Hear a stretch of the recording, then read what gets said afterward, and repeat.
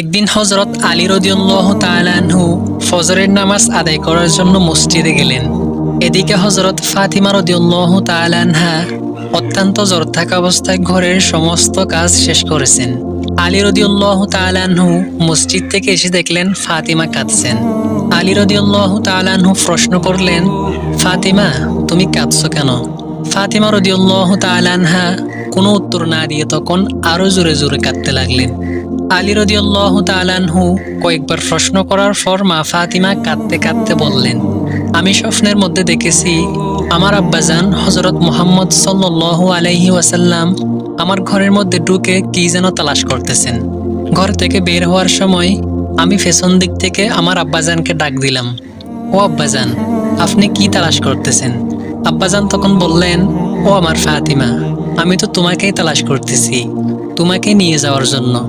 আরো বললেন, ও আমার ফাতিমা, আজকে তো তুমি রোজা রাখবে, সেহরি করবে আলীর দস্তরখানায় আর ইফতার করবে আমার দস্তরখানায়।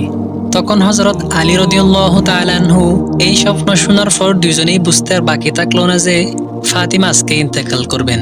দুইজন তখন আরো জোরে জোরে কাঁদতে লাগলেন। এই সময়ের মধ্যে হযরত হাসান ও হুসাইন রাদিয়াল্লাহু তাআলা আনহু তারা দুইজন আসলেন এবং জিজ্ঞাসা করলেন, আব্বাজান, আম্মাজান, আপনারা কেন কান্না করতেছেন? হযরত ফাতিমা রাদিয়াল্লাহু তাআলা আনহার একটি অভ্যাস ছিল, যখন হাসান হুসাইন তাকে কোনো কাজে বিরক্ত করতেন তখন তাদের দুই ভাইকে নানা জানের কবরের কাছে যেতে বলতেন। আজকেও ফাতিমা বললেন, তোমরা দুই ভাই নানা জানের কবরের কাছে যাও। কবরের নিকট যাওয়ার সাথে সাথে কবর থেকে আওয়াজ আসলো, ও আমার আদরের নাতিরা, এই মুহূর্তে তোমরা আমার কাছে কেন এসেছো? আমার কাছে তো সব সময় আসতে পারবে। এখন যাও, গিয়ে তোমাদের মায়ের চেহারার দিকে তাকিয়ে থাকো। আজকের পর তোমাদের আম্মাজানকে আর দেখতে পাবে না। এই কথাটি শোনার পর তারা দুই ভাই কাঁদছেন এবং দৌড়াতে দৌড়াতে আম্মাজানের কাছে চলে গেলেন। গিয়ে আম্মাজানকে জিজ্ঞেস করলেন, আব্বাজান, আম্মাজান, আপনারা কেন কান্না করতেছেন? বুঝেছি, নানাজান আমাদের কি বলে দিয়েছেন যে আজকের দিনটা আপনার জন্য শেষ দিন। নানাজান আপনার চেহারার দিকে তাকিয়ে থাকার জন্য আমাদেরকে বলেছেন। বিকেলের দিকে হযরত ফাতিমা রাদিয়াল্লাহু তাআলা আনহার শরীর খারাপ হলো এবং তাকে বিছানাতে শোয়ানো হলো। মা ফাতিমার ইন্তেকালের আগে তার স্বামী হযরত আলী রাদিয়াল্লাহু তাআলা আনহুকে তিনটি কথা বলেছিলেন। ও আলী, আপনার সাথে আমার প্রথম কথা হলো, যেদিন থেকে আমি আপনার ঘরে এসেছি ওই দিন থেকে আজ পর্যন্ত আমি আপনাকে অনেক কষ্ট দিয়েছি। আপনি যদি আমাকে ক্ষমা না করেন তাহলে কিয়ামতের ময়দানে আমার কারণে আমার আব্বাজানকে অনেক লজ্জিত হতে হবে। বলেন, আপনি আমাকে ক্ষমা করলেন কিনা? তখন হযরত আলী রাদিয়াল্লাহু তাআলা আনহু বললেন, হে ফাতিমা, তুমি কি বলছো এগুলো? আমি তোমার যোগ্য ছিলাম না। তোমার আব্বাজান দয়া করে মেহেরবানি করে তোমার হাত আমাকে তুলে দিয়েছেন। বিয়ের দিন থেকে আজ পর্যন্ত আমি আলী তোমাকে ঠিকমতো দুবেলা খাবার খাওয়াতে পারিনি। ও ফাতিমা, তুমিই বলো আমাকে ক্ষমা করেছো কিনা? তুমি যদি আমাকে ক্ষমা না করো তাহলে আমাকেও কিয়ামতের দিন কঠিন শাস্তি ভোগ করতে হবে। আপনার সাথে আমার দ্বিতীয় কথা হলো, আমি মারা যাওয়ার পর আপনি বিয়ে করে নেবেন দুনিয়ার যে কোনো মহিলাকে আপনার পছন্দ মতো। আমি আপনাকে অনুমতি দিলাম।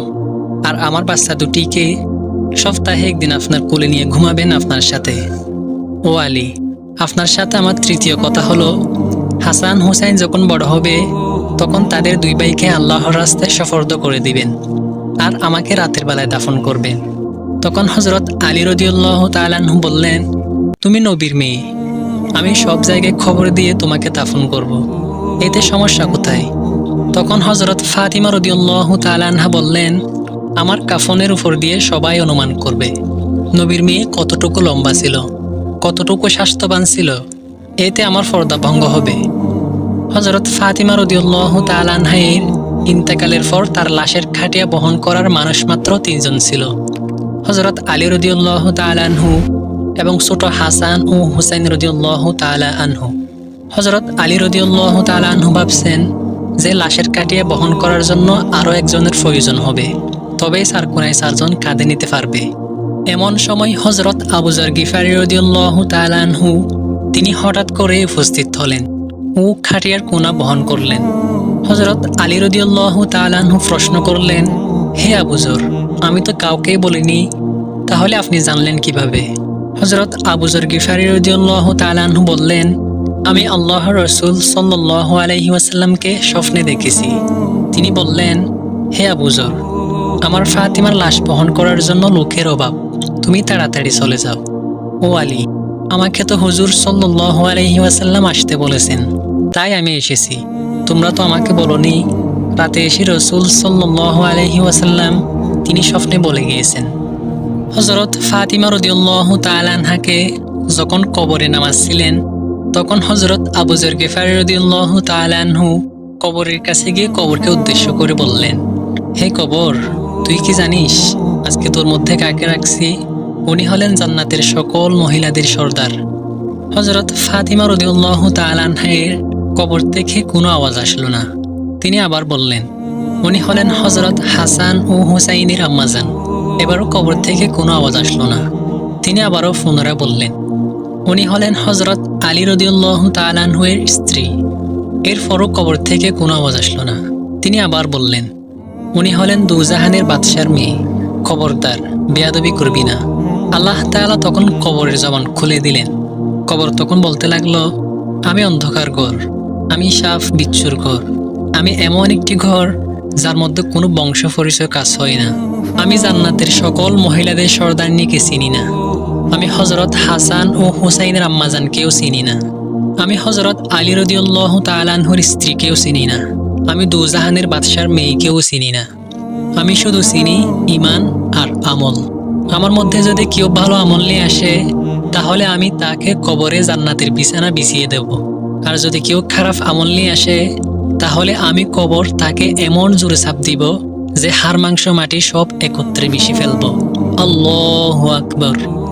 আমার প্রিয় মুসলমান ভাই ও বোনেরা, একটু চিন্তা করে দেখুন তো, যিনি কিনা দুজাহানের বাদশার মেয়ে এবং তাকে জান্নাতের সকল মহিলাদের সর্দারনী বলা হয়েছে, তাকে যদি কবর এই কথা বলতে পারে, তাহলে আমাদের কি অবস্থা হবে? একটু চিন্তা করে দেখুন তো। প্রিয় দর্শক, এই ছিল আমাদের আজকের ভিডিও। ভালো লাগলে এক্ষুনি একটা লাইক দিয়ে দিন। আপনাদের সাথে দেখা হবে অন্য কোনো একটি ভিডিওতে। ধন্যবাদ। আসসালামু আলাইকুম।